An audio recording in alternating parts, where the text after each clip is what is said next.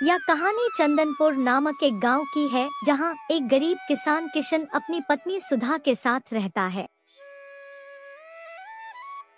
किशन गरीब परंतु एक दयावान व्यक्ति था। किशन खेती कर अपना जीवन यापन कर रहा था।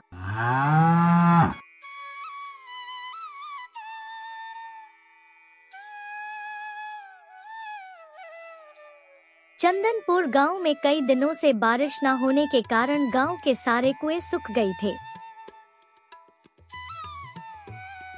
इसी वजह से गांव के लोगों को पानी गांव से दूर एक नदी से लाना पड़ता था।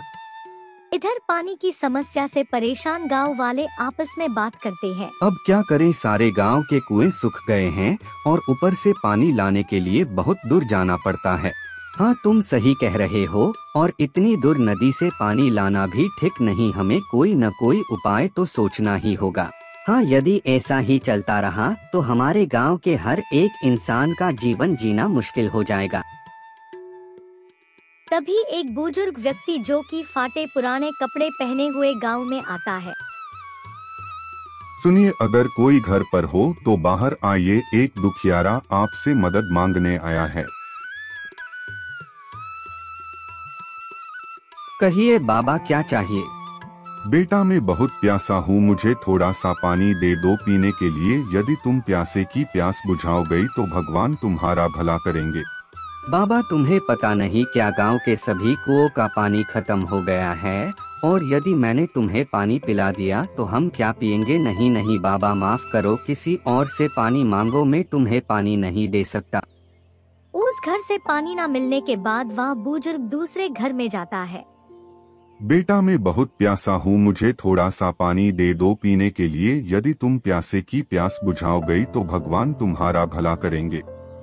बाबा, हमारे पास खुद के लिए ही बहुत कम पानी है, यदि उसमें से भी आपको दे दिया तो हम क्या करेंगे? नहीं, मैं आपको पानी नहीं दे सकता, आप कहीं और से मांगिए। ऐसे ही बुजुर्ग कई घरों में जाते हैं, परंतु उन्हें कहीं पानी नहीं मिलता। वह बुजुर्ग एक पेड़ के नीचे बैठे होते हैं। तभी उन्हें किशन का घर दिखता है। बुजुर्ग वहां जाने की सोचते हैं। भाग्यवान, जल्दी से मुझे थोड़ा पानी दे दो, सुबह से खेत में काम करने की वजह से मुझे बहुत प्यास लगी है। सुनो बेटा, मुझे पानी पिला दो, मैं सुबह से बहुत प्यासा हूँ। बाबा, प्यासे को पानी पिलाना बहुत बड़ा धर्म है, आप यही रुकिए, मैं अभी पानी लेकर आया हूँ। किशन अंदर जाकर पत्नी से पानी मांगता है। भाग्यवान, बाहर एक बाबा आए हैं जो कि बहुत प्यासे हैं, मुझे तुम पानी दे दो उन्हें पिलाने के लिए। हमारे पास भी पानी कम है और ऊपर से आपको भी प्यास लगी। यदि यह पानी उन्हें दे दिया तो आप क्या पिएंगे?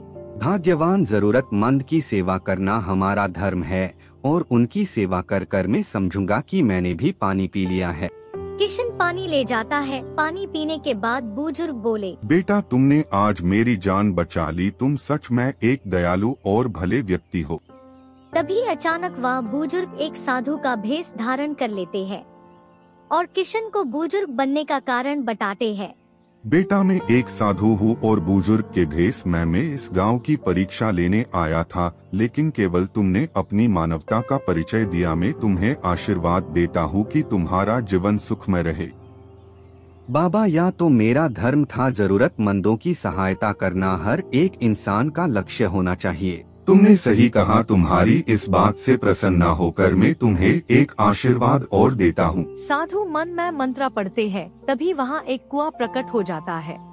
कुआं देखकर किशन आश्चर्य से बोलता है, बाबा, या तो कुआं है।